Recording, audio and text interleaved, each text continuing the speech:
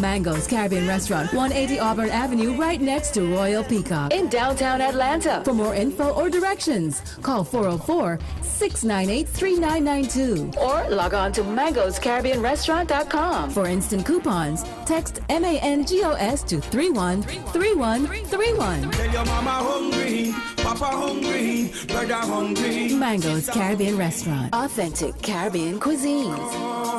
Open up the door, tell your mama hungry.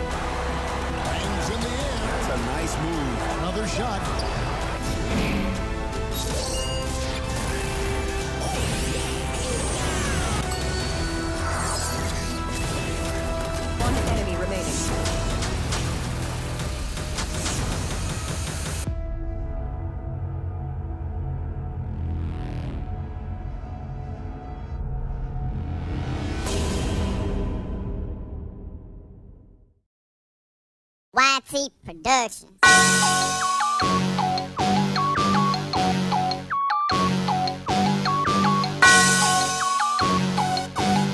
Yeah. I love my HBCU. And boy, I love it, love it. I love it, love it. I love my HBCU. And man, I hope my team they won one. I hope my team they won one. Yeah, man. I hope my team they won one. I hope my team they won one. I tune into the HBCU Sports Lab to see if my team won or lost. If they lost, I'm quiet as a mouse. But if they won, keep tab. I'ma do the dab, yeah. Dr. Cavil, he know what he be talking about. Mike and Charles, they know what they be talking about. They compress the analytic data with the hip hop. If you know them like I know them, they gon' tell you if your team, if they won or lost, and who the ball. So listen to Professor, yes sir, and pay attention, cause he gon' teach a lesson. And you gon' learn today, you gon' learn today how your team they play, how they play, boy. You gon' learn today how your team they play, how they play, yeah. We represent that swag, that MEAG, and let me say, what's up to Tennessee, stay. This is Dr. Cavil with Inside the HBCU Sports Lab with Mike Washington and Charles Bishop. Welcome to episode 92 of Inside the HBCU Sports Lab radio show and podcast, the show that is covering the sporting HBCU diaspora, all things HBCU sports for institutions large and small, from NAIA to the NCAA. We share insights and information on the HBCU sports culture, HBCU athletic aesthetics, as we like to say, to facilitate the story of HBCU athletic programs and the business of HBCU sports. How about that? I'm your host, Dr. Kenyatta Cavil, along with co-host Mike Washington and Charles Bishop. We are filming from our home studios and sending a signal live to our Caseways 12:30 a.m. studios with the Texas Radio Hall of Famer, none other than Ralph Cooper, in the beautiful home of Texas Southern University from Houston, Texas. How about that? With that, before I get to asking y'all how you gentlemen's doing, I want to see what y'all thoughts are on this. You know, I got this fancy setup with my iPad on one device and start casting it to the TV. You think I would, ruffle some feathers inside the house if I put my show on the master TV in there? Just a little bit. Yeah. All right, I'll ignore this. Yeah, you better walk away from that one. Yeah, I'm gonna healed a little bit, brothers. I appreciate y'all protecting me in that manner. But with that, this is Professor Charles Bishop, Professor Mike Washington, as we welcome you into the lab. The semester is nearly over, for a lot of colleges and universities out there. I think for Charles, it's officially over. He's taking his final exam. I don't know how he was able to get that done. I guess it's something about the graduate school level, doctoral. They do what they want.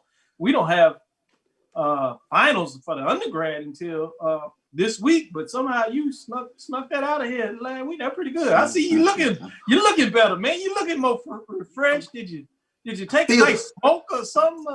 I feel refreshed, nice little, like you say. We keep don't have to let everybody know your secrets. Shout out quickly before we go to y'all. Frank Nelson is on here talking about what's up, Doc, Charles, and Mike. Russ at Jackson State University jumps on here. Wendy Jenkins, one of the first on the show, getting us and checking us out. We appreciate that. Chuck Hunt is in the building. Brother Hunt. Wendy Jenkins Bishop says, looking forward to another great show tonight. No doubt about it. We appreciate all the frontline work that you're doing for us as well. Stay safe, stay protected. We appreciate you as you're doing it as we get into these holiday seasons. So everybody, before we get started, I'll be remiss if I didn't say that.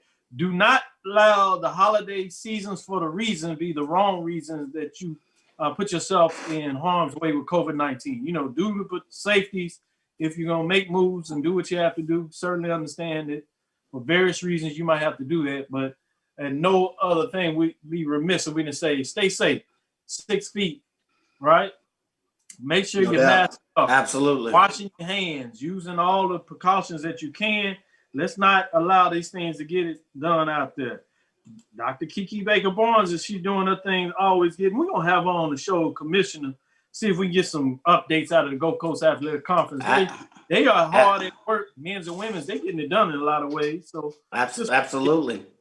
Jalen Riley out there, Alcorn checking it in. He has the famous picture of the corn, which so many people know what that means down there. Boy, that means you did hard to it. Oh, Kay Johnson is in the house. Good evening, inside the HBCU Sports Lab. Thank you. Let me make sure I give a shout out to Hillman Frazier is in the house. No doubt about it. Senator Frazier.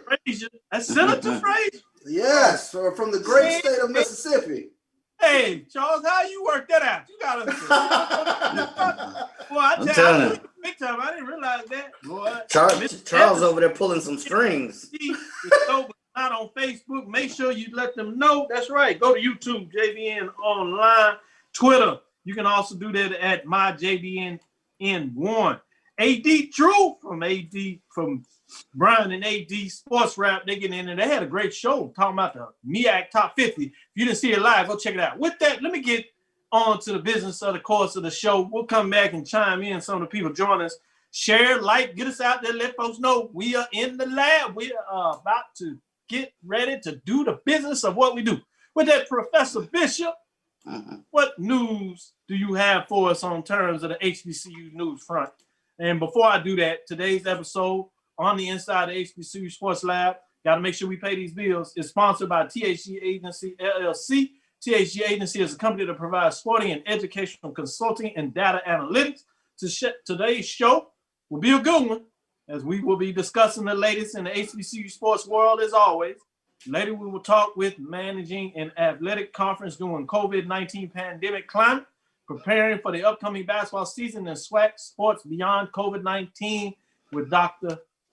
Charles McCullum, the SWAC commissioner, if you would, will be coming up on the show. So that's what we have prepped for you, a good one. So share and tell everybody if y'all want to hear a little more insight of what's really going to go on with SWAC basketball. We're going to at least have the top captain of the ship tell us more about it. So with that, Charles, what are some other HBCU news of the week? Sure thing. Let's jump right into it. Jackson State's Amisha Williams, she was named to the Lisa Leslie Award watch list for the first time. Candidates for the National Center of the Year honor were announced by the Naismith Memorial Basketball Hall of Fame and the Women's Basketball Coaches Association on this past Friday, November 13th. Amisha Williams, she is the lone SWAC and HBCU student athlete represented. She was ninth in the conference in scoring last year, averaging 12.8 points per game, second in the conference in rebounds with 10.1 rebounds per game. And she was 12th in free throw percentage. She also ranked in the top 5 in the country in rebounds and top 15 in blocks per game. So kudos goes out to Amisha Williams for being named on the Lisa Leslie Award watch list. Oh, it's big time, big time. Make sure you say that name again. We need to make sure we get some love. You on the watch list? No doubt. Amisha Williams. Yes. All right. Yeah. I know you want to get that love. I'm gonna make sure you get a little love in there. Yeah. Early, make sure it was in there. You want to get backed up. You said, let me jump on this on the early. I see. Let me get it out there. Professor Washington, and he was down there doing a lecture series, Charles. So this I saw. I was like, okay, all right. So you trying to live up to the title? Yeah. What is this? Before I continue, let me give a couple more shout outs as we have more people joining us. Y'all share and like and let them come on into the lab. We're gonna bring it. It's time to get into a little more than sports talk. So let's do what we do. Tamika Newman, PV Volleyball, checking in. Yes. Lonnie Shaw with the Aggies out of D-Town. You know, he's always in the lab representing us. And we have Russ Rusty talking about hashtag DST1913. Must be something special. No doubt about it. Lonnie gives us a nice little wave there. So we're in the house. Shout out and happy Founders Day to the men of Omega Sci-Fi D9. No doubt about it. And that's courtesy of our producer, making sure that we do the respectable things. Absolutely. Alpha can be a little tough out there. You know, y'all original. So I know how y'all do it. But to our producer, Roy, give him much credit in terms of the background, making sure we get that nice respect and love in for the D9. Good point. Jeffrey K. Rumling. Tell my fam, you was in the house, checking in from Jacksonville, Florida. Bring the knowledge, fellas. Yes, indeed. Willis Alex Hine, he had a great interview in terms of sports rap as well, from a filming history perspective. Go check it out. I told you already. They putting in work over there at the sports rap with Brian and AD. Good evening, everyone. Here to get my Tuesday HBCU sports lecture. That's what we are here to do. Richmond, Virginia. Checking in from CIAA country. Yes, indeed. Let's go to Mike and see what else we have in terms of HBCU sports news of the week. Absolutely. Without question. I know many of you, some folks have kind of, backed off of watching the NFL, but I would be remiss if we didn't give NFL players of the week their just due from HBCU. Darius Leonard, linebacker, Indianapolis, third season, South Carolina State, had 9 tackles, 3 solos in a 34-17 win over Tennessee. Didn't see the game, but understand that it was really well.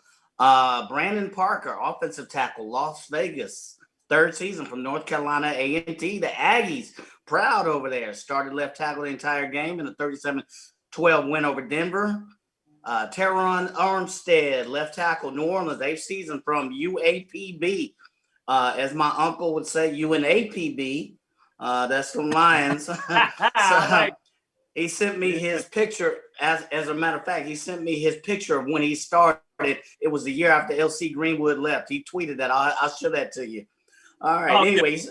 Sure. Make sure we give him some love, man. That's a bad brother, man, boy. He talking about aging well, man. He still got that character, boy. Big Earl, boy, I tell you, he was coming there. You swear he was pledging us by himself. Yeah. What y'all doing, man? His look was a pledge. Big fun memories, characters in as we was thinking we were grown, but really we were growing up. And with all seriousness, that's why you see Mike going up like brothers, and Charles has quickly come into the fold in so many different ways. When you see the synergy here, it's real. I mean, this is brothers. We've done it in terms of covering it. You would think we were back in college, how we had to kind of make sure that we did it right to get to places where we need to go, particular with the work that we do in our schedule. This is not necessarily a full-time. It's certainly our love. And when you have to mix in what you're doing as your first-time responsibility, and then mixing in. So it's, whether it's getting on those floors back then and living up to it now. Now we look better. We in the hotels. We got rooms and stuff like that. But still, it's funny when you fly and try to get these last-minute hotels and getting up early so you can make sure you get and come on right back the same day so you can be at work at either something at night or the next morning. And Mike, boy, you know, Mike Charles, Mike one time was coming from overseas and called us in Atlanta. I was like, oh my goodness, boy, you serious about this crowd right here? Yeah, I appreciate it. Well, the ski giving us some love. Go ahead, Mike, jump in there. Yeah, I'm sorry. But give some big love to big Earl, boy, big Earl. Yeah, big boy. One couple of more real notables. Trenton Cannon, running back, kickoff returner for Carolina. From Virginia State, 3 kickoff returns totaling 151 yards, including a 98-yard return. Big ups to Trenton Cannon. I think if you go to Black College Sports page, he's the Black College Player of the Week. And then Danny Johnson, who's a DB, defensive back, y'all. That's what I played from Washington. That's right, from Southern. Had 5 kickoff returns totaling 130 yards. Say again? You really gonna tell these folks you was a defensive back? I was a DB and a kickoff return. I was a specialist, son. Did you have some speed back in them days? You know, you done put on the muscle as you went to the military and served the country. Man, I got speed where it counts. That's all I tell my boys. I told you. Better be careful. Hey, Mike. I George Atterbury checking in from DMV. Howard in the house. Howard University. Howard just keep winning, boy. We got some news for Howard. Another recruit coming in now. I'm going to bring it to you so you can get some details on that, Charles. Jason Cavil, one of them young guns. We had the other one on. Another one of these young guns out of the SWAC office. That's Dr. Jason Cavil. Let me put some respect on it. Dr. Jason Cavil, you know, as he gets it done, associate commissioner, putting in a lot of work, man. That's a brilliant mind over there. With all due respect, that's a brilliant mind. And usually I wouldn't do this, but I'm gonna give him his respect. You know, it is Founders Day for him out there. We said it earlier, so you know I ain't too quick to be repeating it. But since he joined us, I'm giving his respect out there for all the brothers. I would say for Omega Psi Phi on your Founders Day, man. Go hard in the paint, but be safe. You know how y'all can get out there. Y'all can have a little fun too. You know, so you know, slow down. COVID's still alive. COVID's still real. Oh yeah. Yeah, much respect for them guys out there. So, boy, we gonna have some fun out here, man. It's you know it's real. So we're gonna bring you some entertainment, bring you some knowledge. You dealing with COVID-19, we're gonna bring you on with that. And without further ado, we're gonna get into the mix and we'll get into some more of the updated news because we do have a lot of great news out there. But as we do that, let's go straight to the source. The man of the hour. He is no stranger to this show. And we can even go back to Prairie View and talk a little noise, but we're not going to do that. We're going to keep it. He's the commissioner now. We're going to keep it clean. We will talk to the leading athletic administrator across the country, I would say, in terms of what he has got done previously, but most succinctly in this last year in the midst of COVID-19. Just think about that. SWAC Commissioner, Dr. Charles McCullough, is in the building. He is in the lab. To provide us some updates of managing COVID-19. Many of you heard the NCAA has talked about basketball will start next week. So we thought we'd go straight to the source and everybody was wondering. Questions about the SWAC, men's and women's, how would they proceed? They've gotten the information out there, schedules out there. But we're going to take a little deeper dive and get in that perspective and get the answers straight from the commissioner, if you would. So with that being said, Commissioner, how you doing? Doing very well, Dr. Cavil. Appreciate you having me on the show. Good to have you here. With that, let's jump straight to it and get right into it. What are your thoughts on the conference basketball strengths this season? So we're going to first allow you to put on your commentary hat. Your analysts, people may not realize that that's a part of what you started. So you got a little bit in your bag of tricks. So just in terms of your framework, we know you might be a little biased, but you can do it. Give us to you. What are your thoughts, men's and women's basketball? What are the strengths this season that people should be looking for and getting ready for? Well, I will first start on the women's side, and I think across the board, our women's league is one of the best mid-major leagues that's out there. You look at the job that Coach Tamika Reed has done at Jackson State. You look at, you know, the caliber of player. You know, her center is up for an award now as being one of the best centers in America. I mean, that's huge. She's continued on the recruiting trail. She signed a 4-star, so she's building a powerhouse there at Jackson State. Cynthia Cooper Dyke came back to Texas Southern last year, made her presence felt. Actually thought that this was going to be one of the better basketball tournaments that we were going to have last year that COVID kind of took short. Southern University coming off their championship season, they were loaded, and the team that I think had one of the better shots of upsetting, and I'm going to use one of Dr. Cavil's words, if you will, was Alabama A&M. You know, they came into the tournament, they're hot. And just keep in mind, everybody has everybody coming back. All of our teams are loaded. Sandy Pugh at Prairie View A&M University, I think they picked her 5th. That's not going to sit well with Sandy. Frida Freeman Jackson at Alabama State is going to be in the thick of it as well. So Mississippi Valley State was vastly improved. Nate Kilbert is at Alcorn State University. Say what you want to. Nate has always been competitive. He's back home. He has the support of Shirley Walker. He has the support of Brave Nation. Don't sleep at all on Nate Kilbert. And last but not least, and again, I know you said I'm hitting them all. This is not a public service announcement, as you stated. This is all legitimate facts. Don Brown at Arkansas at Pine Bluff, and she's loaded.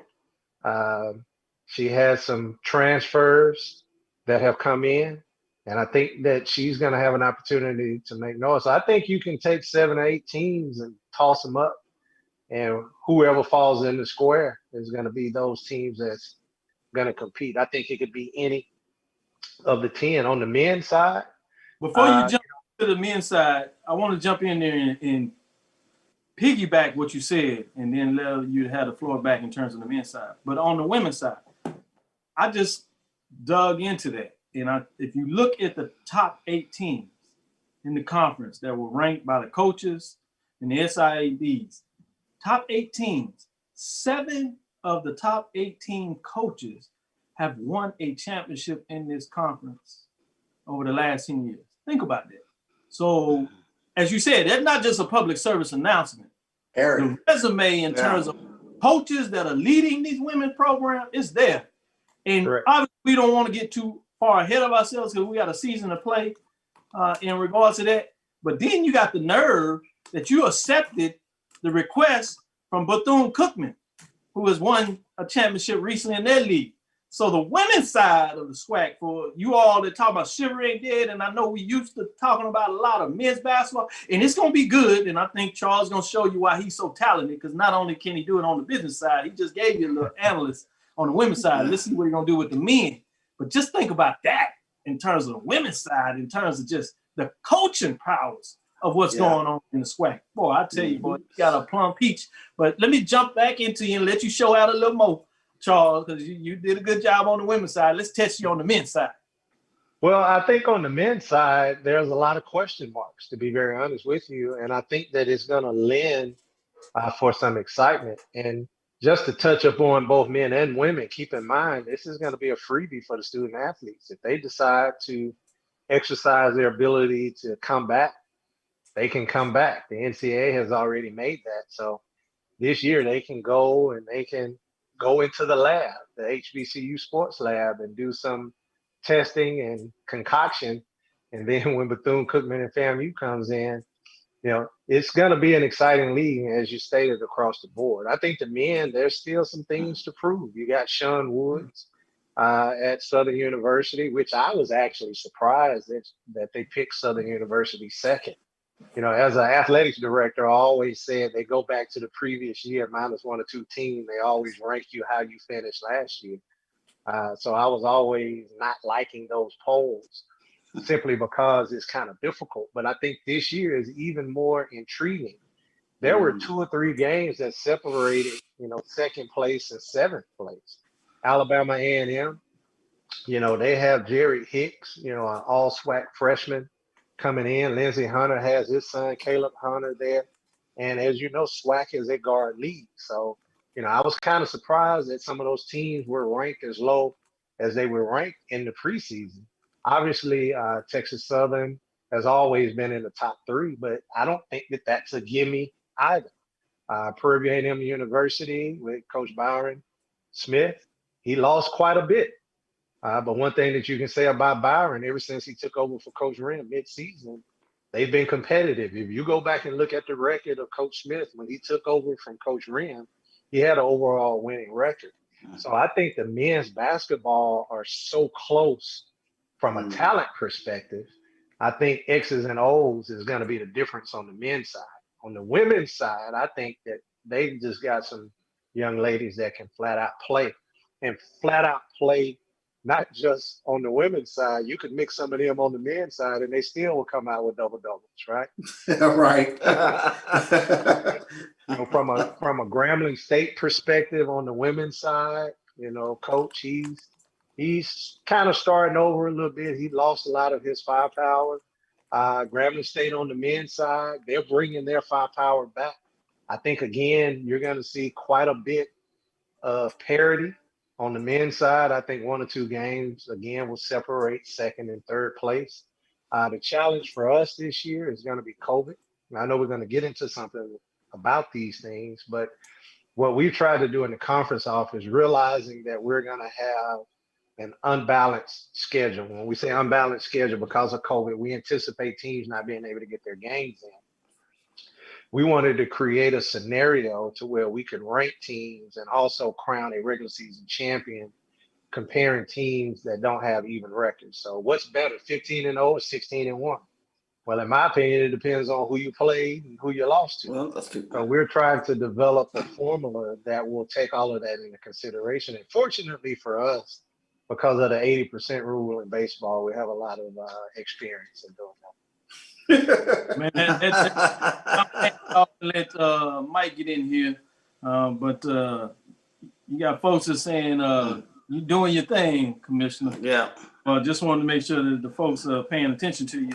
And to your point again, just show out, Commissioner. Don't be trying to take a job now. You're doing pretty well. They give you some pointers. You talk about look out now, Prairie View. This is one of those things that you can smile when you're the commissioner of the conference when your teams are doing it. In terms of win streaks in the country, all Division I, Prairie View has the second longest winning streak, 27 games, behind only Gonzaga. To talk about that, and then another HBCU out of MEAC, you have North Carolina Central. Well, you have Southern going to play North Carolina Central. This year, Coach Mouton, everything works out, as you talked about. That could be interesting. Can Southern make a statement for the SWAC in terms of not just getting a win against MEAC rival school, in terms of top teams that are going to be at the top of their conference? Can they stop that win streak, and who's going to stop the Prairie View win streak, or will Prairie View continue with their win streak at home? Boy, I'll tell you, it's fascinating when you talk about what's going on in the SWAC and HBCU. Yeah. With that, Mike, Professor Washington, if you would, jump in here and ask. Yes, how you doing, Dr. McClellan? Let me just say you are looking very dapper today. I'm trying to work with Dr. Cavil to get him to upgrade his dress, and he's already. I'm sorry. I had to throw a parting shot in there. But so anyway, as we move to the spring and we're moving to, can you talk us through any of the changes, upgrades, and preparing, or putting in place COVID-19 protocols for the basketball season? Is there anything special? I know you've talked to it before, but are there anything, that you've changed now that you've, seen what the NCAA is doing or what other conferences are doing? Are there any other changes that we can look forward to? Well, I think that's a good question. I can tell you there is no magical pill or no magical plan that anybody can put out.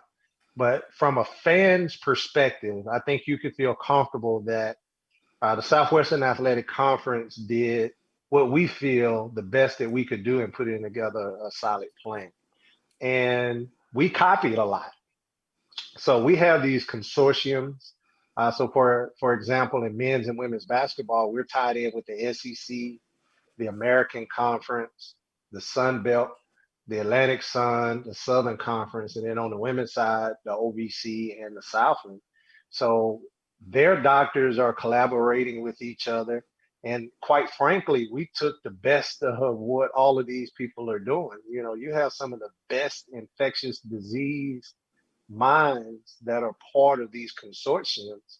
And what we did, we just rode the coattails of quite a few of the things that they put out. So when it comes to testing, when it comes to, quarantining, and I go back, we have weekly calls with the NCAA. Dr. Brand Hayline is the chief medical officer with the NCAA. He's tied into the CDC. So there's synergy coming all the way down from the medical experts within the federal government, through the commissioner's area, through our consortiums, through the Southwestern Athletic Conference.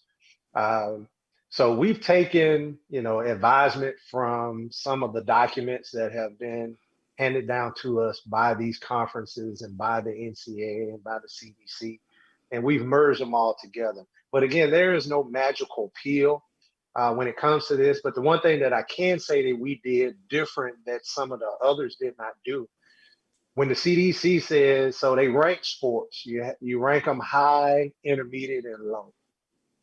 The high sports, such as basketball and football, means that you're to test 3 times a week. Low means that you might only have to test once every 2 weeks, depending on how you perform, your contact tracing, how you perform practice, how you interact, how you socialize.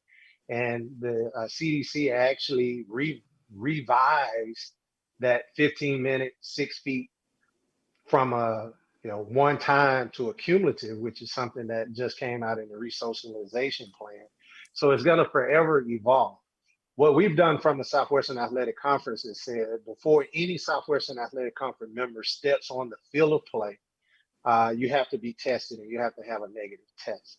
So we have all of the guidance that the CDC put in, all of the guidance that the NCAA put in, and all of the best guidance that these doctors from these major hospitals around the nation have put in.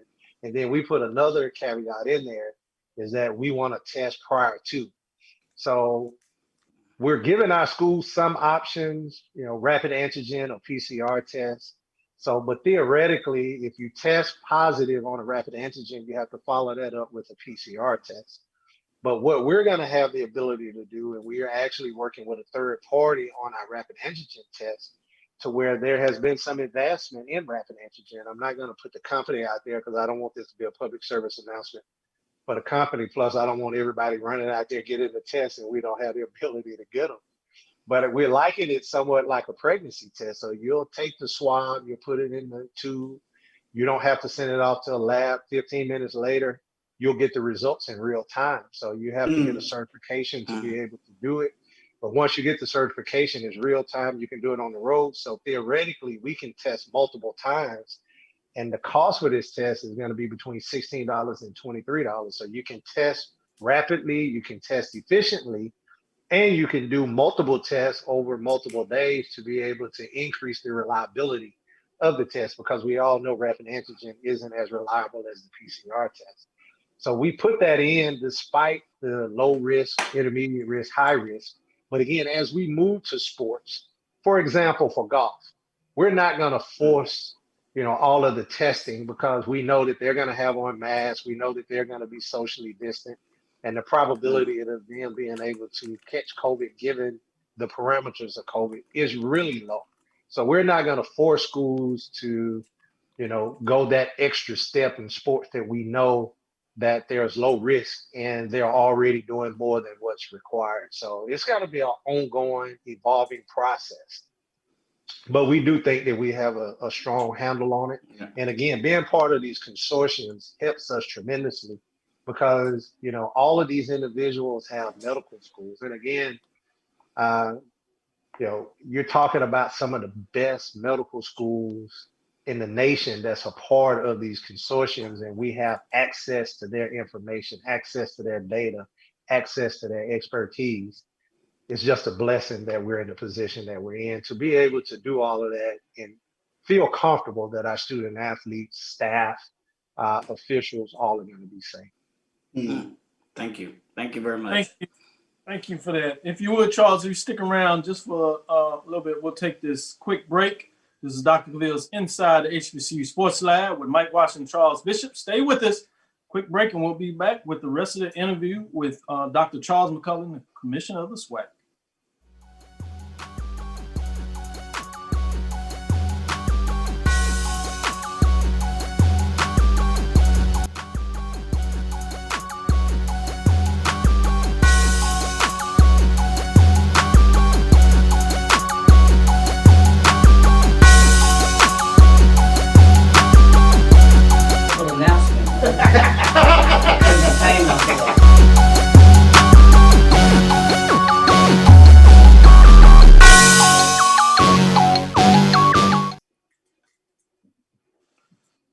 This is Dr. Cavil with Inside the HBCU Sports Lab. We're interviewing the SWAC Commissioner, Dr. Charles McCullin, and we're going to let Charles jump in here with a follow-up question as we get back into the interview. Sure thing. Dr. McCullin, I know each state has their own COVID protocols in terms of seating capacity and whether fans will, what fans that will can attend the games. But I wanted to ask in regards to the SWAC basketball tournament, what will the protocols be with regards to fans actually attending the tournament? We haven't gotten there yet, Charles, and I appreciate the question. And we're going to evaluate. You know, we've gotten a lot of positive feedback from the vaccination. We probably have to educate our community about taking the vaccination because I know that the African-American community is not that excited about that process. We know wearing masks and social distancing has been politicized. We hope that that takes a backseat. And we understand right now that the numbers are actually going up. So we have to take all of that into, consideration, and we have to figure out. But you brought up a great point. Everything that we do within the Southwestern Athletic Conference is trumped by what the local communities say has to be done. Mm-hmm. So, Harris County is different than Waller County, is different than Hinds County, that's different than Montgomery County, that's different in Madison County. And all of those different areas from Texas Southern to Prairie View to Alabama State to Alabama A&M have local guidelines that might supersede anything that we do. So there's a lot of questions about if you're on the road and somebody tests positive, what do you do? Well, the one thing that we do know, if you test positive on the road, you're subject to that local jurisdiction's rules and regulations. Within our plan, we are ensuring that each member institution has a plan to get their student athlete back to campus. So if somebody tests positive on the road, one of the things you have to do is have the ability to be able to transport that student athlete. We're not going to leave anybody in any type of foreign city and they are left to fend for themselves. So when you start talking about fan base, it's going to vary from school to school, state to state, local community to local community. Here in Birmingham, we anticipate having fans. Our tournament will be at Bartow Arena downtown, the home of where UAB plays. It's a pretty big venue. We're hoping mid-March we'll have some flexibility to be able to continue to bring fans in. But I urge everybody, I don't, again, mean to sound like a public service announcement, but use me as a guinea pig. As soon as the vaccine is available, I'm going to take it. If I die, then y'all don't take it. You can use me as a guinea pig, but I will be taking it. I'll be first in line. So follow me. Follow us on SWAC, Instagram, and Twitter. If I'm fine, you need to go take it so we can get this thing behind us. Sure thing. I appreciate you stepping up to the plate, Dr. Charles McCullin. Boy, I tell you, man of the hour. Not only are you a great commissioner, you're also a service to the public health community, particularly with the African-American community and SWAC community. So, yep, you take it. You do well. I'll be next in line because I already heard from the house we taking it. So that just will be more supportive and help me make my decision when I take all the folks' family to take it. So good deal. With that, I'm going to sneak in here a question from Poster. Thought it was a pretty good question. A lot of folks out there. It's going to talk a little bit more about your experience from the basketball side on the committee in regards to the ranking. Does it start with the preseason ranking, or do you wait until games are played before ranking takes place in terms of teams where they'll be seated in the tournament? Could you give that type of information? Yeah, so there is no evaluation of prior year teams. So everything is done from game one. So when you're talking about the net is called the NCAA evaluation tool. And we've actually tweaked the net this year to kind of make it a little bit more simple to figure out, but it basically comes down to efficiencies. So, and this is part of the overall SWAC plan. If you have somebody, for example, I won't use a school, Charles McClellan University, and I go out and I play Duke, I go out and I play Kentucky, and I go out and play Gonzaga, and I get beat 80-20, my efficiencies are way low. So the defensive efficiency, the offensive efficiency, how many times I turn the ball over, all of those things go into the net. How much you lost by, how much you won by, whether it's at home, whether it was on the road. Well, if I go out and I play my 10 road games are the top 10 teams and I get beat by an average of 50 points, you might as well write the season off. There's nothing that you can do to improve the net. What we're trying to do within the Southwestern Athletic Conference is tier our teams. So if you finished last year as a top tier team and you got somebody, 3 or 4 of your starters coming back, then what we're talking about, the SWAC is giving you a greater level of flexibility to play this range.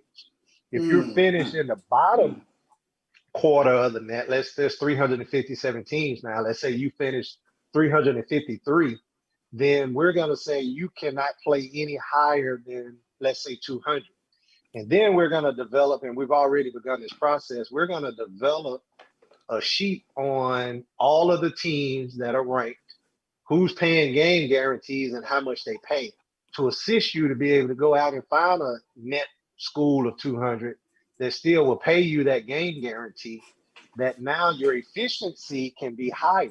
Because ultimately what happens, we always have teams, hovering around, we've gotten as high as 71 during some of the Mike Davis teams last year. Purdy was our highest at the 120, 130, 140 range. But as soon as they get into SWAC competition, even when they win, the net starts to suffer because they're playing teams that are in that bottom criteria. What we have to do is not so much focus on the top 2, but we have to focus on those bottom 8.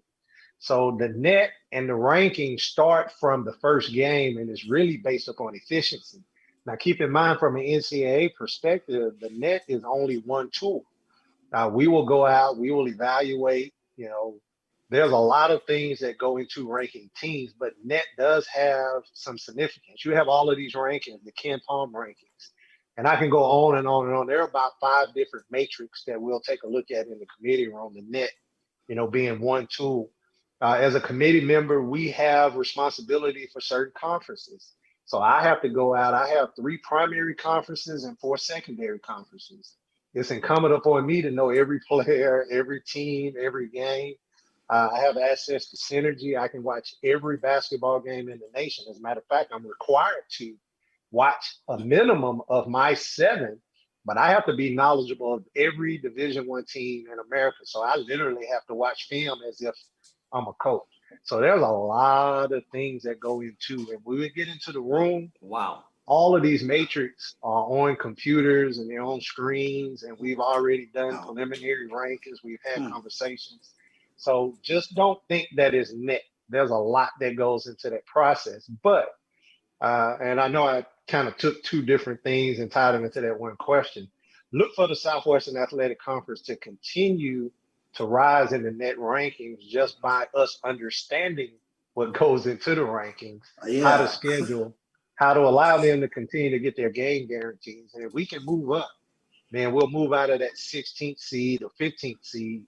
And people ask, and I ask the same thing as athletics director. As Mike Davis' team beat Michigan State, man, he beat Kansas State, if I'm not mistaken, that year.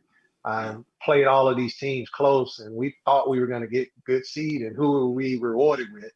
A 15th seed and a number 2 Arizona that should have been a number 1 seed, but lost a couple of games at the end that I think ultimately went to the Sweet 16. How do you get out of that? And that is to improve as an overall conference, to get out of that 15th seed. So when we do have a team that is worthy of a 12 seed or a 13 seed, we're actually able to get it and not be hindered, because it's not Texas Southern that was the issue.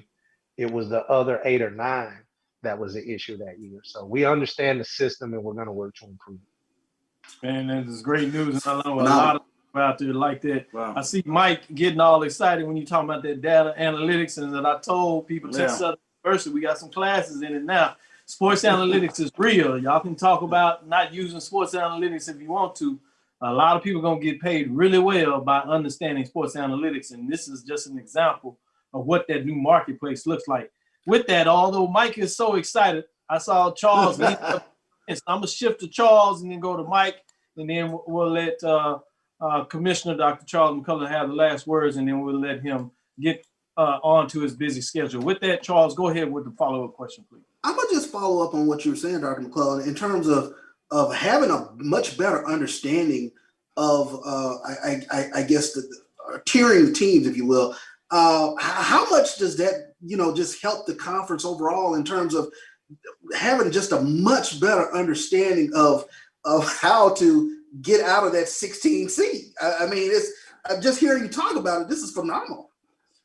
Well, Charles, knowledge is power. Yeah. And now we know, as I stated, we now have a seat at the table, and there are a lot of things that we probably should have known, but we didn't know. And now that we're at the table, I have a much better understanding of what's going on. And being on the men's basketball committee, you see, what it takes in order for you to move your conference forward. I'll give this as a challenge to Dr. Kenyatta Cavil, and you can actually have your class to do it. Look at what the Southern Conference did over the last 5 years. The Southern Conference was ranked as one of the lowest conference, and they used this model, and they're actually now, they have 3 teams that's in the top 100 of the net, and they're consistently getting higher seeds because they understood it's about who you play, where you play them, if you win, and the efficiencies of how you play.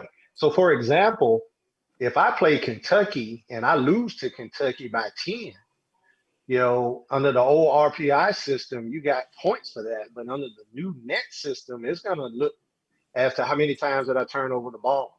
What was my shooting percentage? What was my 3-point shooting percentage? What was their 3-point shooting percentage? And all of that is built into your score. And you could literally, Stephen F. Austin beat Duke at Duke, and they were as high as the mid-40s, right? Wow. Then they lost to Texas A&M Corpus Christi. They lost on the roll in double overtime, and it moved them from 40 to 80. So again, you have to understand, and again, it wasn't so much the loss as it was where Corpus Christi was in comparison to the entire conference. Sure. So it ultimately hurt Stephen F. Austin. So knowledge is the key. Being able to understand what the big boys understood. None of this is secret. None of this is, proprietary information. This is all what the big boys have understood for so long. And now that we're at the table, we have a better understanding of it as well. And we'll start to make adjustments to help our conference move forward. Phenomenal. I really excellent. Go to Mike. The commentary, keep them coming. Great comments. People getting engaged with all this. We have some of your comments on the board, and people really appreciate that information you're providing, the work that you're putting in. So I wanted to say that. Professor Washington, go ahead. Question in there, please. Yeah.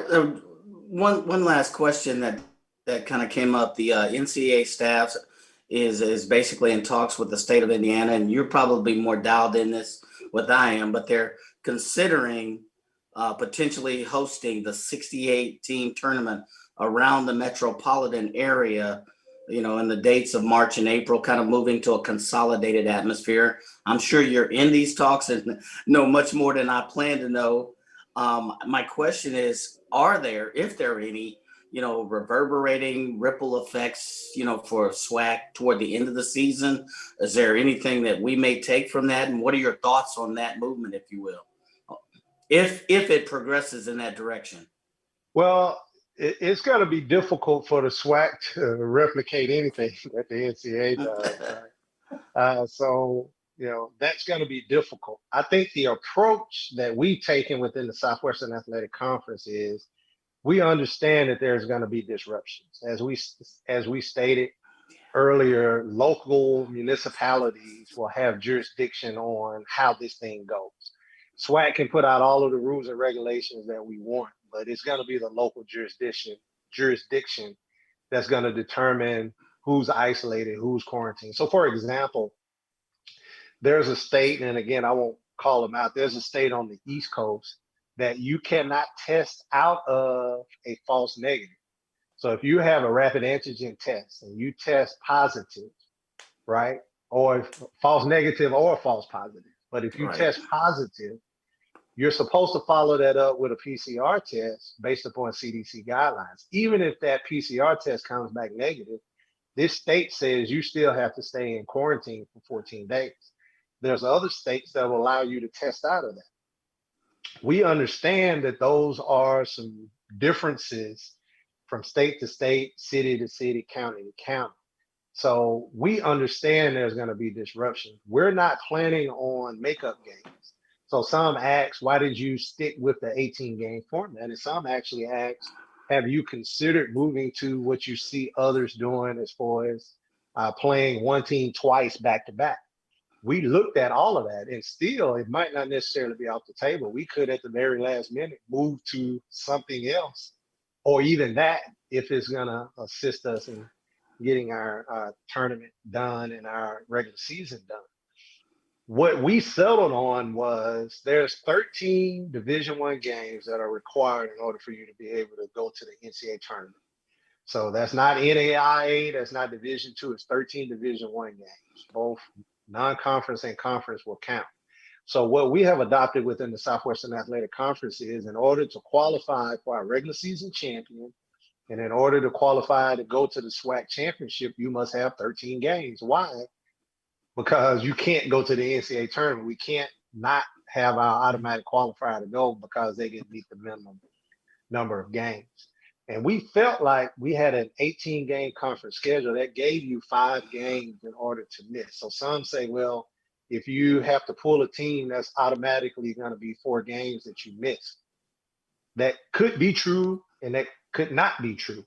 But we wanted to have some cushion in order for you to do that. So if you have any type of non-conference schedule from a Division I perspective, then you add whatever you do from a conference to get those 13 games. So we understand there's going to be disruptions. We understand that you possibly are not going to be able to make it to the finish line. What we want to do is take non-conference and conference, combine them together, get that 13. And then we've come up with a creative way of seeding teams to determine if 15-1 is better than, 14-1.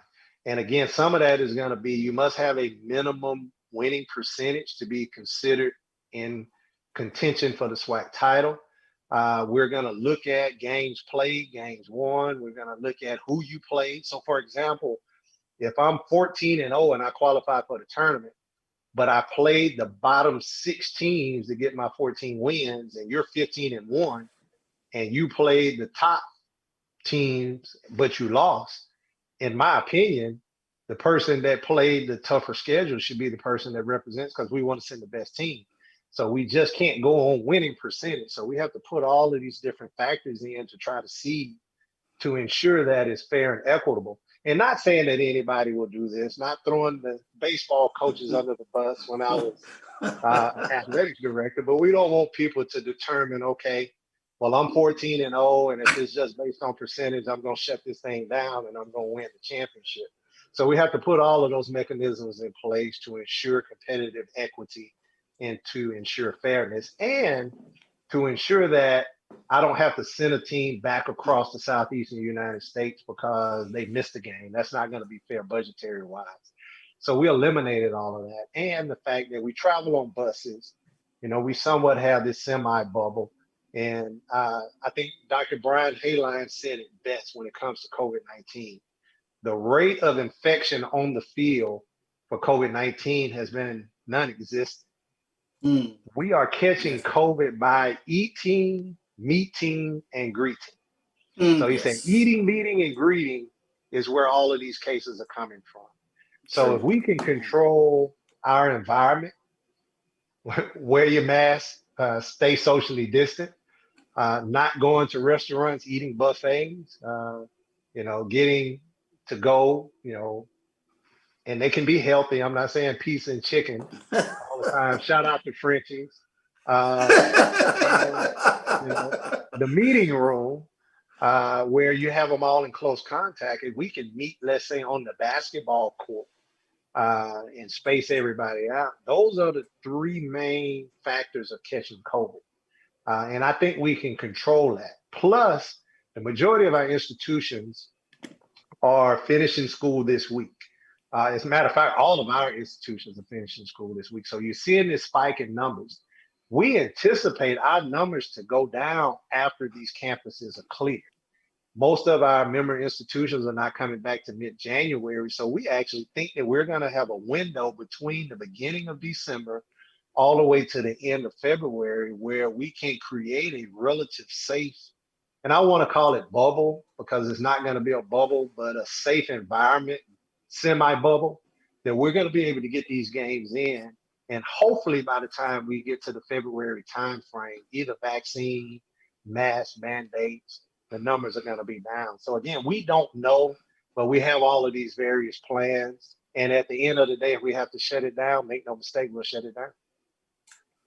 Okay. No problem. Really appreciate the insight there. A lot of information given there in regards to that. And that's why we brought it on. A lot of people in the conference and HBCU fans across the nation wanted to get a little more insight in terms of HBCU sports moving forward, specifically for the sport of men's and women's basketball. And I think you shined a light on that. As we do on the show, are there any final comments that you want to share in regards to a question that we might not have had that you really think is important to get out?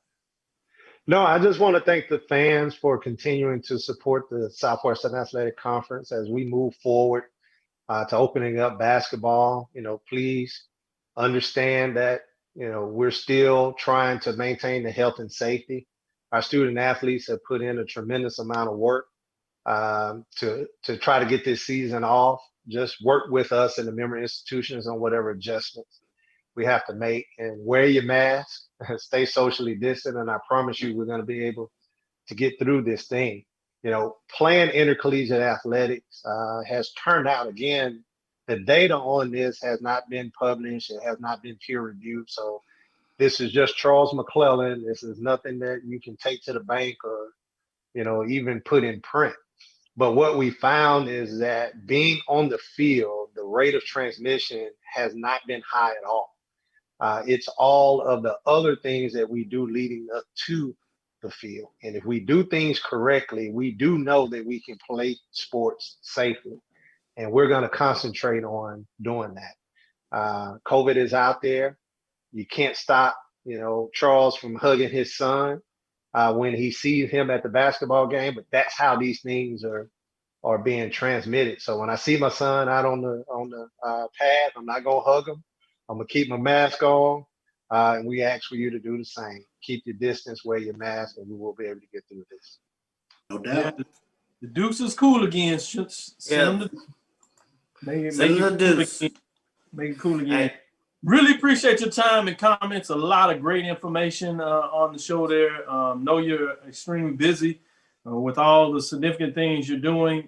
Certainly a lot of Prairie View folks have found out you on the line as they shared it, and they coming in here and make sure people know Prairie View produces productive people, and people are proud, not just Prairie View, obviously, with that base, but really across the SWAC and HBCU in terms of how you're representing the brand, Prairie View, your extent at Texas Southern University. Obviously, those that know your background understand that you are really a man of the SWAC in regards to all affiliations. Your sisters, Southern, your children going throughout the SWAC, obviously. Your boys, your dad, mom, in terms of their connection, and representative. And as you tease a lot of folks, there are probably some other connections out there. Certainly don't want to leave out your wife at Grambling, because I won't be able to come visit when we have those times appropriately. I'm going to make sure I get that out there. With your connections and close folks in Alabama, we won't leave any of these schools out here. But really, you're a man of the SWAC, man of HBCUs, and many people have found out in regards to your connections about your passion not just for sports, not just for leadership, but for HBCU sports in general and the history.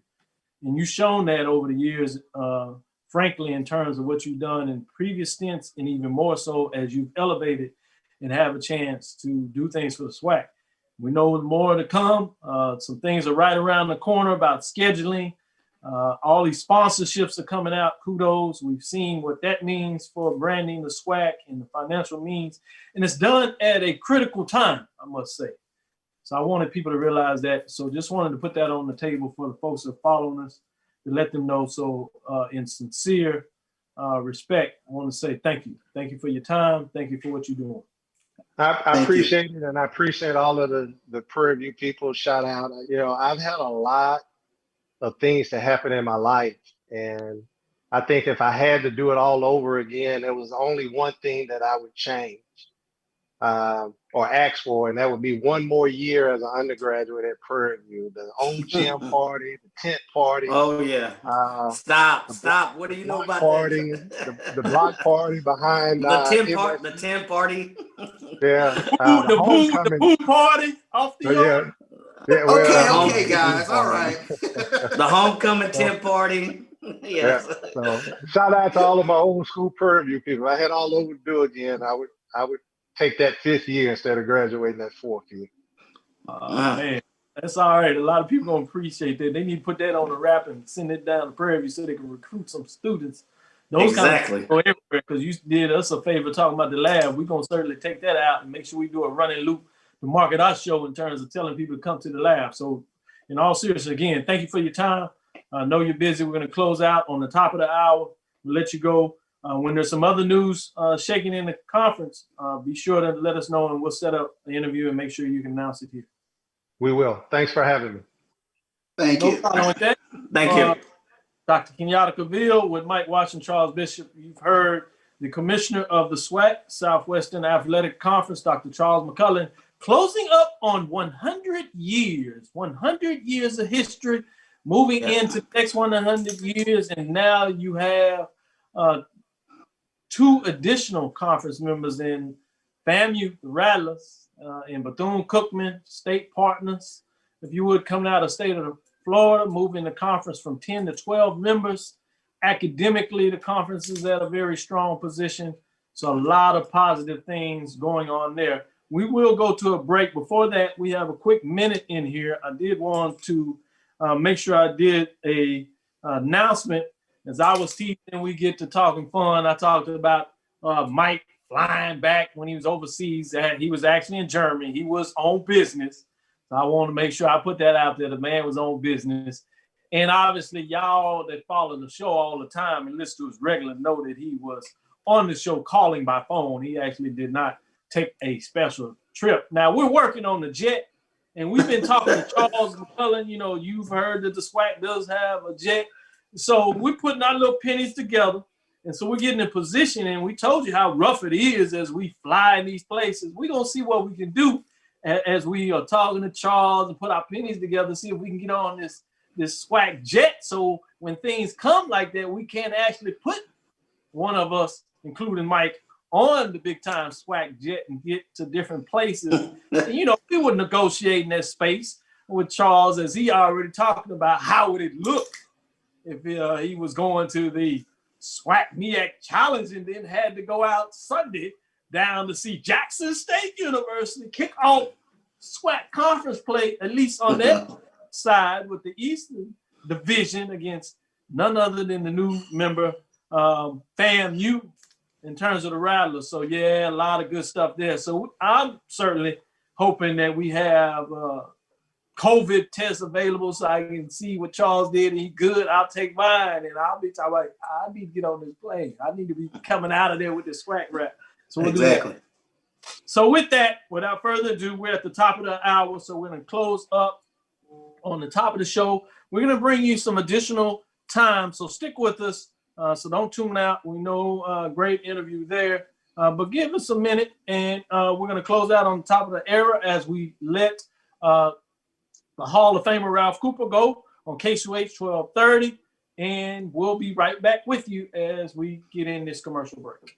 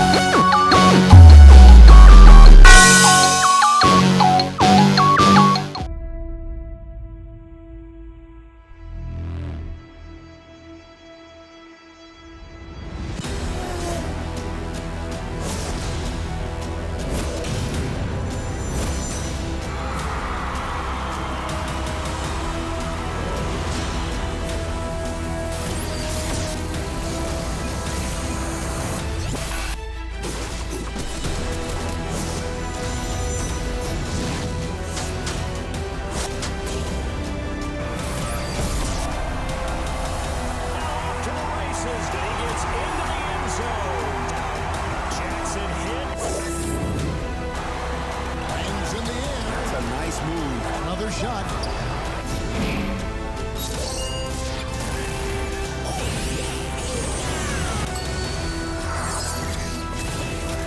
One enemy remaining.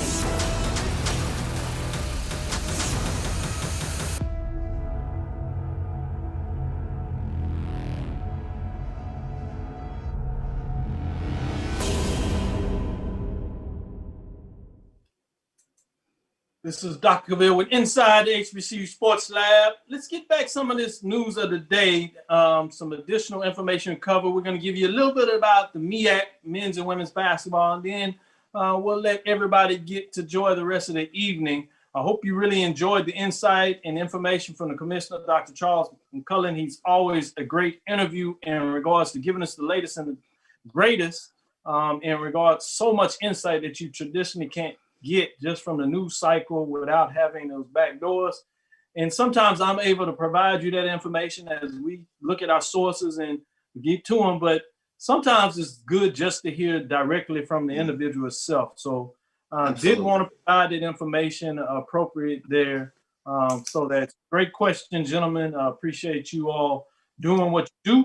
Well, with that, let's go back to Charles. I know there's some things that you wanted to get out and we can revisit now in terms of HBCU news of the day before we get into a little more of the MEAC's, in terms of Tennessee State, OVC, and Hampton update. We'll save MEAC and SWAC men's and women's for next week, but we'll give you a little teaser on the independents and let your thoughts on those be known. But let's share some of this good news that's out there. What other news did you want to share? And then I'll give Mike a chance to do that, and then we can get into a little more of the round ball as it looks like it's going to be played. And so we'll talk about that. But Charles, any additional news that you wanted to share to our followers out there? Yeah, I want to follow up on what Mike was talking about with the NFL. And next Monday night, a very special Monday night in terms of an all-black officiating crew. And I believe the white hat in that game will be Jerome Bogart. And if I'm not mistaken, he is a Morehouse man. So that's definitely right. want to give a shout out to the NFL officiating crew that will be handling next Monday night's game. It was a historic first. So shout out to NFL in terms of getting that done and those NFL officials for getting that call. Yeah, that's big time. Absolutely. I'm glad that you dug that out and made sure you shared that on the show, as many people may have not caught that information. Really incredible, just the way, as we said, supporting HBCU diaspora, it always finds its way in the mix in different ways. And I know that you have affinity to the umpire and refereeing side as a lot of your friends and colleagues on that side. So I'm sure they share that with you as they are proud, as they continue to try to move up their trajectory and just make sure that the conference is sound in terms of officiating. So it makes sense that you're able to get that news and get it out there. So I appreciate you making sure we got that in the mix. Sure thing. Mike, going to you, Professor Washington. What other news did you want to share that's out there? Yes, two pieces of news that are directly related. One is from the Houston Chronicle, one is from the Houston Business Journal.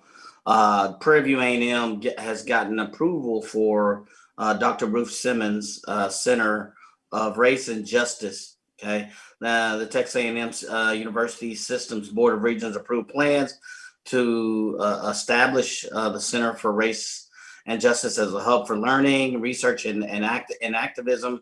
So Simmons has led Prairie View since 2017.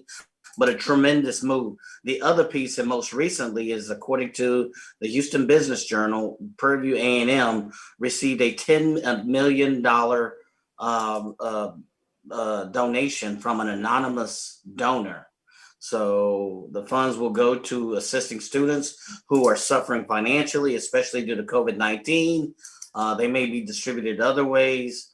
But this is according to the November 10th press release. So Prairie View A&M, the Prairie View A&M University, in the news, making big things on the Center for Justice and getting a lot more donations toward the university.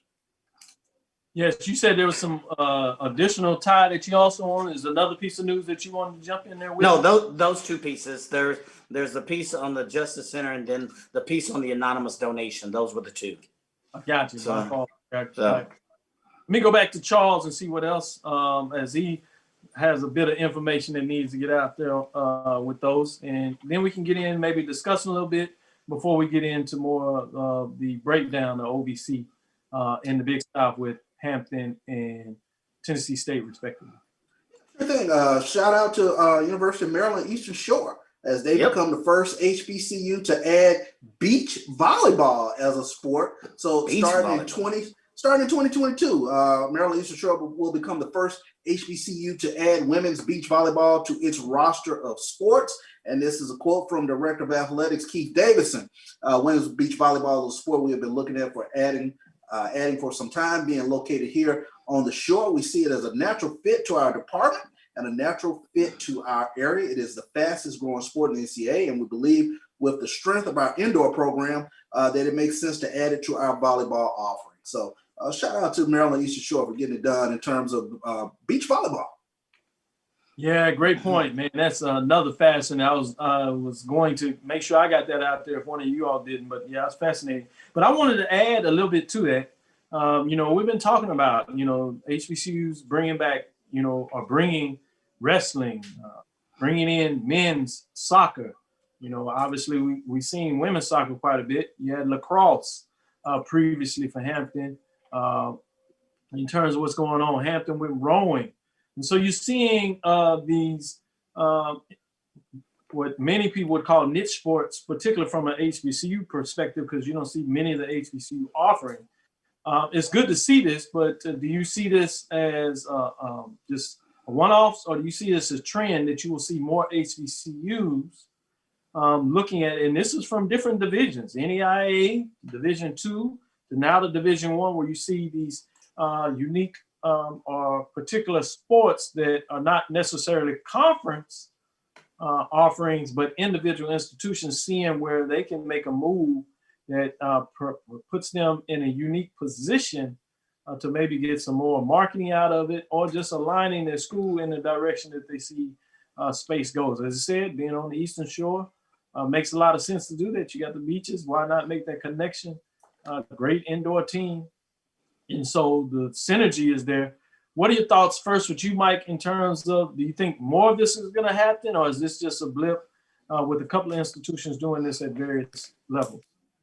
No, I honestly see this as, a series of events leading to more that are yet to come. And I think it's strategically done. It may be done to align with the conference. It may be done to align with some of the geographical sports preferences, on the East Coast. Maybe it makes sense to do, but I think you'll see a lot more of these instances coming up. You mentioned lacrosse. It makes sense for Hampton. They're in the Northeast. That's the cradle and the hub for lacrosse right now. But I wouldn't be surprised if you maybe see a few more HBCUs reconsider more, maybe Morgan State or somewhere else. So, sports like lacrosse. And I think as more and more HBCUs start to align and look at these type of niche sports, I think you'll see a lot more instances of this type of thing happening. No doubt. With that inside, before I go to you, Charles, in terms of your analysis of that, I wanted to add on, you have EF Pro Cycling in Cannondale intend to fund and launch cycling programs at HBCUs, as well as tribal colleges and universities, TCU as they're called in a lot of different places. And this comes from Cycling Tips. Starting in 2021 with an initial commitment of 3 years, they will partner with USA Cycling, the national governing body for cycling in the U.S. The initiative will help create opportunities and increase racial diversity in cycling at the collegiate level in the United States and beyond. The initiative will fund 2 new cycling programs at HBCUs and 1 at a TCU. The initiative was inspired by the new collegiate team at St. Augustine University, the first collegiate program at HBCUs that was launched back in April that we talked about in 2020, a couple of weeks ago. So again, what are your framings in terms of this announcement? We heard that announcement with the SIAC, where you had 6 of the conference members in the SIAC get funding from the sport of men's volleyball that they're kicking off. So unique things of that. We had Professor Nana Asari at Texas Southern University talk about men's soccer and how that do and possibly trying to figure it out. Yeah. As we're in this era where we're starting to see a lot more corporations and now even these programs, if you would, and organizations, nonprofit-wise, that are looking at also making sure that they're more ethnically and ethnically solid across the board in terms of racial ramifications of the decision making. So what are your thoughts in terms of all this and those mix that's coming in terms of a tipping point to see more of it? What are your thoughts? I think, Dr. Villa, it is an exciting trend, whether you're talking about esports or you're talking about wrestling or beach volleyball. I think you're starting to see HBCUs offer more of a variety. And we had a show, if I'm not mistaken, maybe a year or two ago, where we talked about parents looking at alternatives to football, especially with the growth of concussions and things of that nature. We're starting to see more African-American young men either playing soccer or lacrosse or sports that are not, just primarily football and basketball. So I think it's a very exciting trend moving forward in terms of starting to get into diversifying some of the offerings that we have at HBCUs. And I tell you what, I'm excited. I have two nephews. One is a wrestler and the other one is a soccer player. So I'm hopefully, we can get them at a HBCU and they can find a program that they will fall in love with as well. Yep. Doc, if I may add to that, Chuck Hunt made a very good comment. I happened to look down and see his comment. He said a lot of HBCUs are garnering more diverse populations. And so that's bringing also a love and desire for these different types of sports, i.e. the men's and women's soccer, golf as well, tennis. So that's a very good point. I want to give Chuck Hunt some credit for that comment. Yeah, great point there. And we jump in here with the OVC and Big South, and we'll get a chance to close out on another comment or two. Make sure it seems like there was another bit of news that you want to get in there. But I wanted to talk about former Tennessee State alum, Houston Rocket for now, as Chris Gardner, one of the guys that does some production work for us in terms of mixing and updating things out there as well. A good point to chime in. Go to YouTube, Dr. Ville's Inside the HBCU Sports Lab or Inside the HBCU Sports Lab, YouTube, to check us out. Make sure you like us and subscribe to the network there. That helps us to keep us moving forward in terms of financial well-being. So make sure you do that. And follow us on Twitter, Inside the HBCU Sports Lab 1.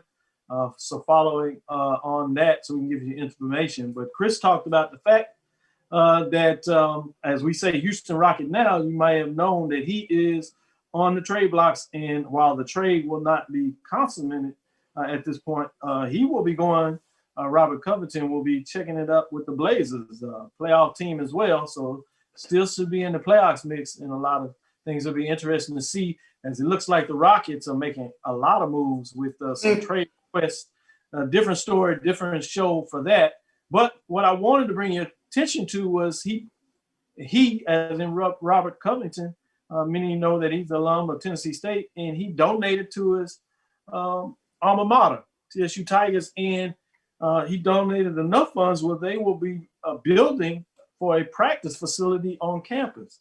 Tennessee State, people may recall that they have, if not the only, certainly one of the few indoor football facilities for HBCU, and now they want to have their own practice facility on campus.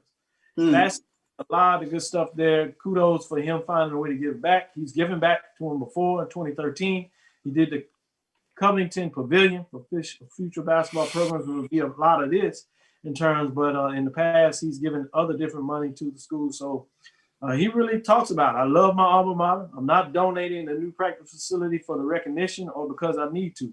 I'm doing it because I truly want to. I know what the school didn't have when I was here as a student, and I want the future generation of kids to have the best resources available to them to build their future both on and off the court. I want them to step on this campus and feel like their dreams can come true because mine really did. Boy, I talk about that was a powerful statement made there, and be remiss if I did not share that.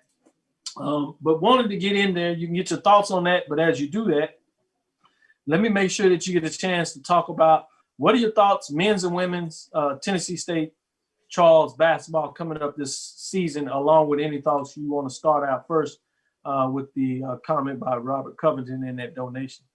Sure thing, and I'm going to make sure I follow back up on the basketball with Tennessee State. But I did want to mention real quick, Alabama A&M, as reported by Black College Nine's Michael Coker, they named a new head coach, Elliott Jones, who will be taking over that baseball program. So, I get really excited about baseball, so I want to make sure I got that in. He's coming into that juggernaut that's going to be the SWAC East. So good luck. Yeah,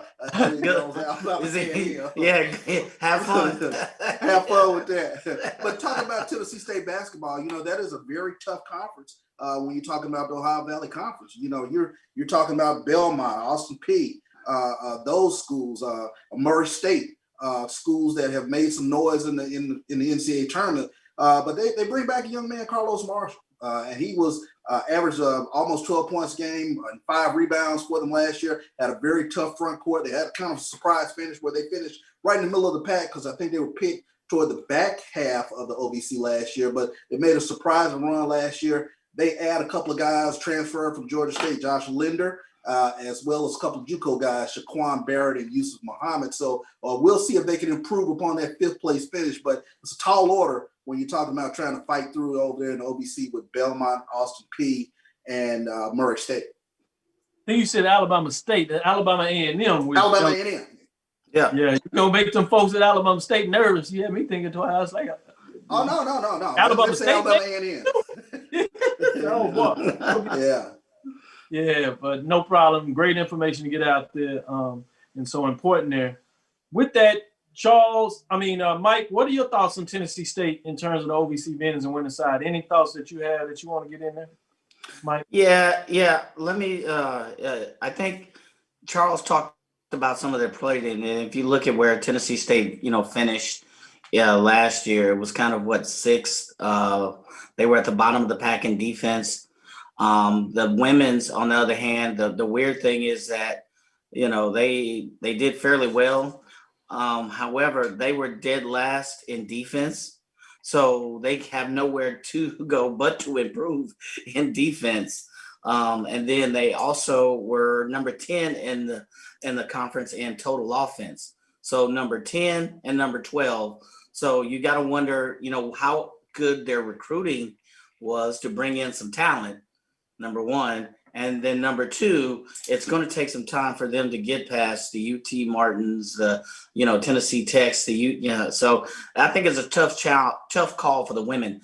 On the men, I think they actually have a good shot. I think they actually were 2nd in scoring, but a little further in defense at one point. And the margin of scoring between them and others was, even though they were like number 6 or 7, between them and number 1 was maybe 7 points in average scoring. So if they bring the right pieces in, I think the men have a shot to at least be competitive and to move up a couple of notches. But it's still going to be a tough challenge in the OVC for Tennessee State men. Great point. Let's stick with you, Mike, and move over to the Hampton, the other independent, the newest independent, if you would, out of the Big South. Hampton University, men's and women's basketball. Coach Six there, doing a lot of good things.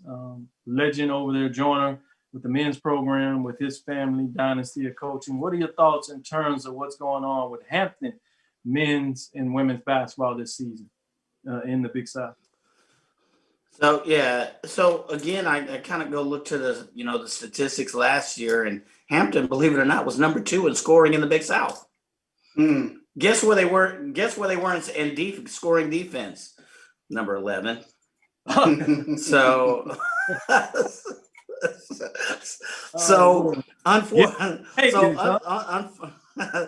unfortunately, you heard Dr. McClellan say that SWAC was a guard league. They obviously bought some of that mentality to the Big South with some scores, but they need some. They also were almost dead last in rebounding as well. So I think they're going to need to really hit the beats a little bit. I don't know who all they're bringing in this year, so I haven't had a chance to really dive in and see, who they bought and who's new. Thank you. That's why we have Charles. Well, you take a look at the Hampton men, and it's not often, but they had two 20-point scores last year, and they lose both of them. So I'm expecting a little bit of slippage in terms of Hampton's men. They had Jermaine Morrow. He averaged 24.8 points last year, and they also had Ben Stanley. He was averaging 22 points last year. They lose both of them. They bring in a couple of Old Dominion transfers, Dejour Dickens and Marquise Godwin. They also bring in a JUCO guy, Najee Thomas. So we'll see what it is that Hampton can do, but that's going to be, I expect, kind of a steep drop off, if you will, from the Hampton Pirates. Key returning coming back is Davion Warren. So it's going to be tough as far as the Hampton men over there in the Big South. As far as the women, keep a couple names to keep in mind. Lauren Von Arsdale.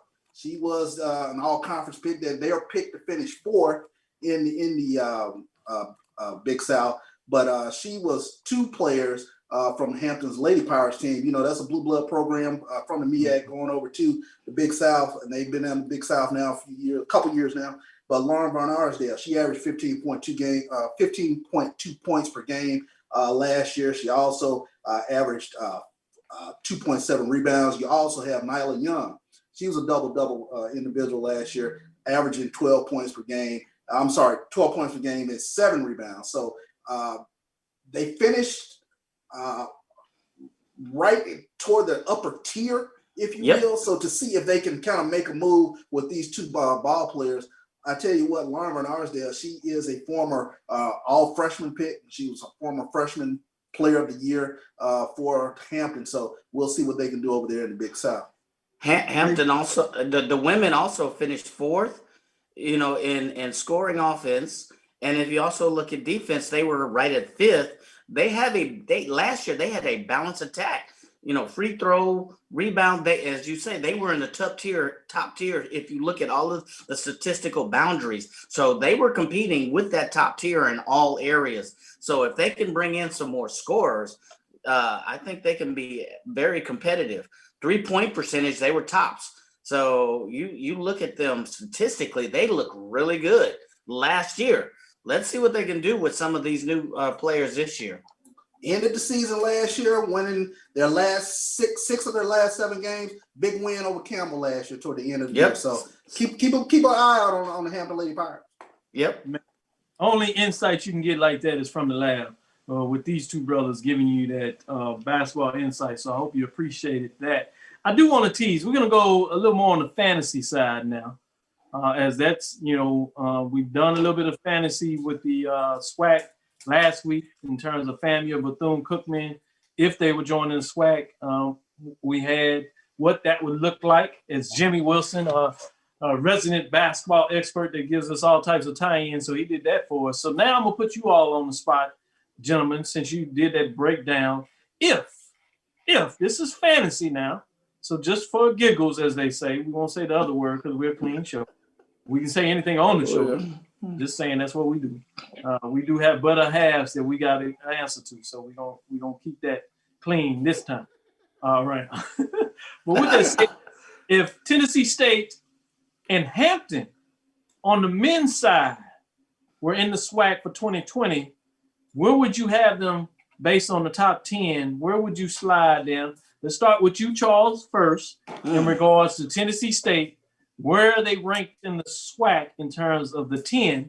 This is just a 10 member for fantasy basketball 2020. Where would you have Tennessee State men in the SWAC 2020?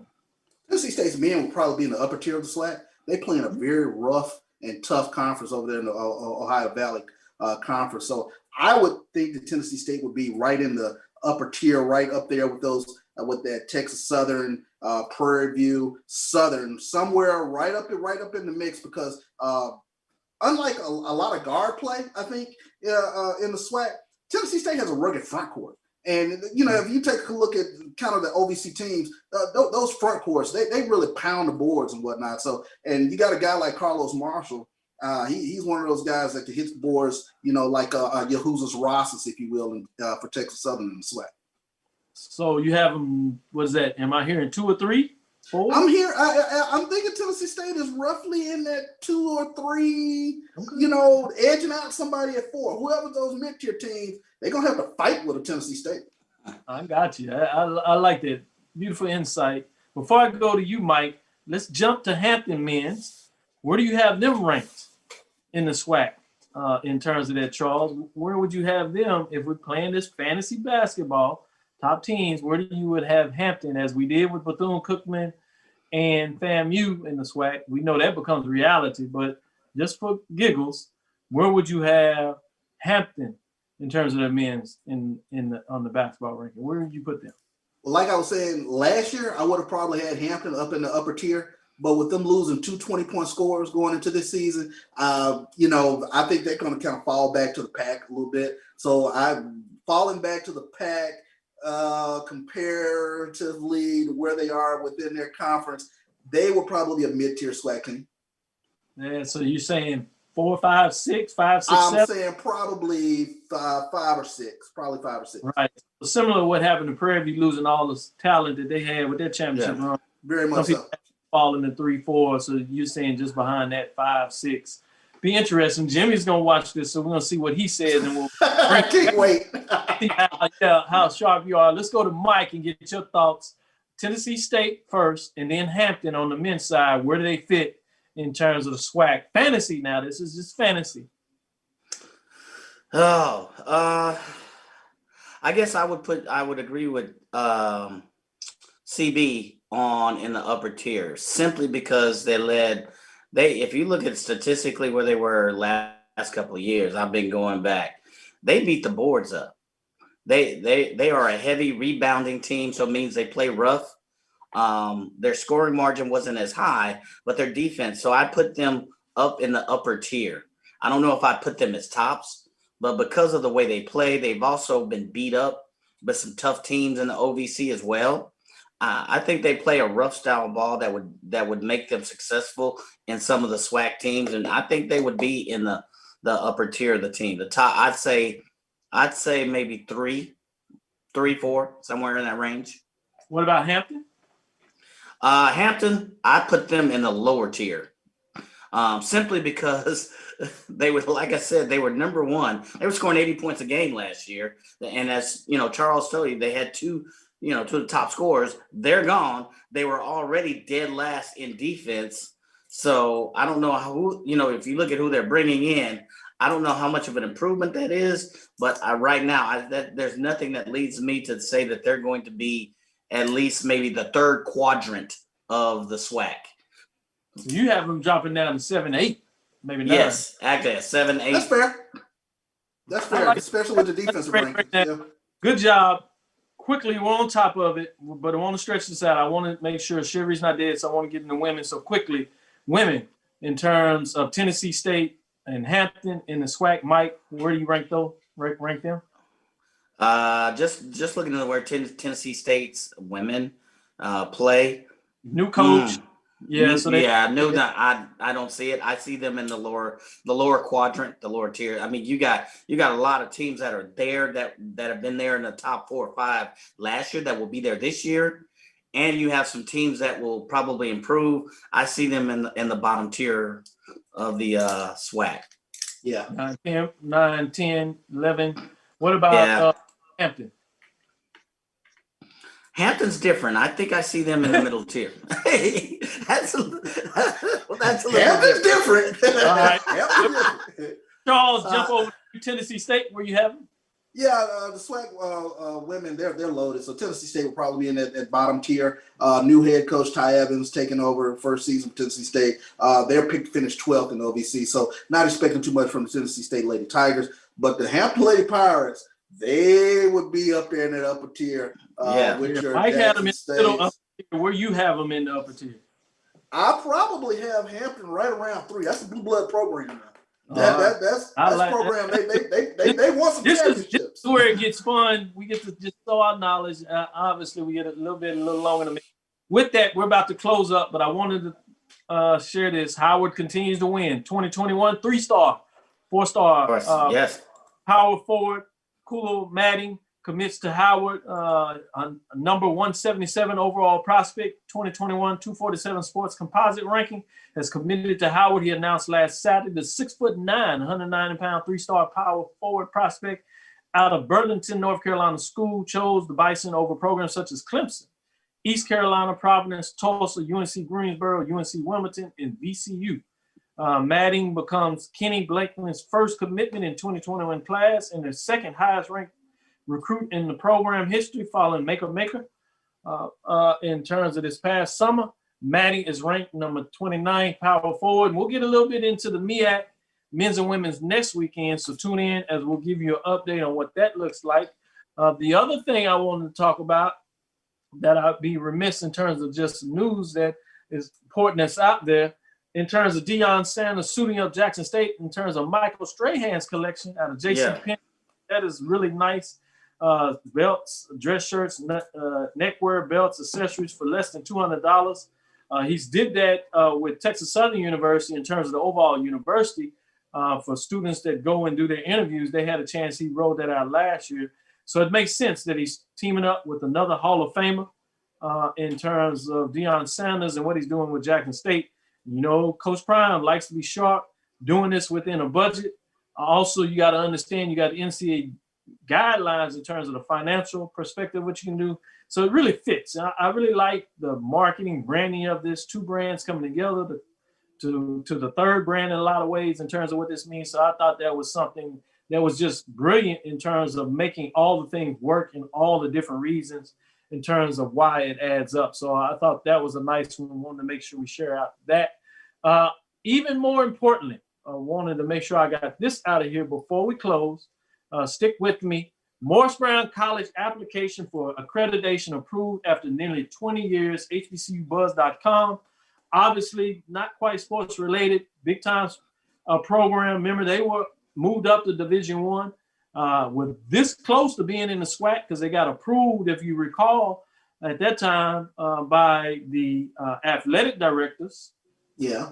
But were not approved by the presidents. And obviously, it seems they do in terms of concerns financially that did not allow that move to take place. And I don't know, maybe it was made more positive and helped make it work as they stayed Division I. But nearly 2 decades after losing accreditation, Morris Brown College announced that the school accreditation application with the Transnational Association of Christian Colleges and Schools tracks has been approved. Paul Quinn College has went through this track, and you see how they're doing really solid, good things. So it's really amazing and good to hear. You don't hear these schools being able to bounce back. And you know, for our institution to have accreditation is significantly huge. This is a major step towards the institution receiving full accreditation since having its accreditation revoked by SAC-COC, that's the Southern Association of College Schools, back in 2002 due to debt and financial management. This is history in the making. Dr. Kevin James said Morris Brown intends to become the first HBCU to earn its accreditation back 20 years after losing it. When Morris Brown achieves candidacy status, hopefully by April 2021, it will give the college all the rights and full accredited college and privilege, which allows students to receive financial aid, additional student degrees, will be recognized by other schools and other employees. So kudos for Morris Brown. Wanted to close on that positive note. And with somebody called Dr. Lee because Mr. Wade is back. Yeah. Very appropriate. I miss Morris Brown's band. Yeah. Thank you for listening to Inside HBCU Sports Lab. Make sure you share on our podcast with your friends and colleagues. Again, kudos to all our followers out there chiming in throughout the show and sharing everything. Great show, great interaction by all of you all out there. Appreciate so much of you all promoting us. Again, support us, like us, subscribe to us. Cash App is out there. We'll get you that information. Dr. Jafus Cavil, Jafus.Cavil, JAFUS.Cavil. Certainly can use the Cash App. We'll put that out there formally so you can support us in the likes areas so we can continue to give you this great updates and news. Hopefully that is well received. Again, I'm Dr. Kenyatta Cavil, the Dean of HBCU of College HBCU Sports with Mike Washington, Charles Bishop, and our review of all things HBCU sports, interview with Dr. Charles McCullen, a review of the independent programs, Hampton of Tennessee State, Hampton of the Big South, Tennessee State of the OVC. Hope you enjoyed that basketball updates, both on the men's and women's side. And again, our interview with the SWAC Commissioner, Dr. Charles We're coming and give you insight on HBCU sports and COVID-19, particular SWAC, moving forward with men's and women's basketball. Again, we thank you for listening to Dr. Cavill's Inside the HBCU Sports Lab with Mike Washington, Charles Bishop, every Tuesday right here at 6 o'clock. We look forward to next week as we will discuss the latest on the news in the lab. Follow me, Dr. Kenyatta Cavil, DrKenyattaCavil on Twitter, Facebook, and Instagram. Follow us on Twitter at Inside the HBCU Sports Lab 1. Follow us on YouTube and subscribe at Inside the HBCU Sports Lab. Dream big and continue to move forward. We will talk with you soon. Course lecture. Dismiss. YT Productions.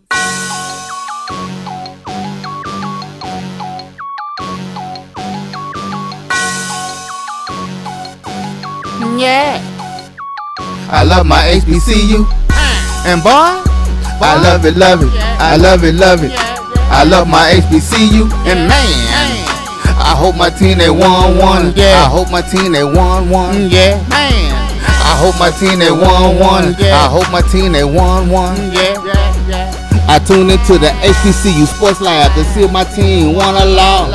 If they lost, I'm quiet as a mouse. But if they won, keep tab. I'ma do the dab, yeah.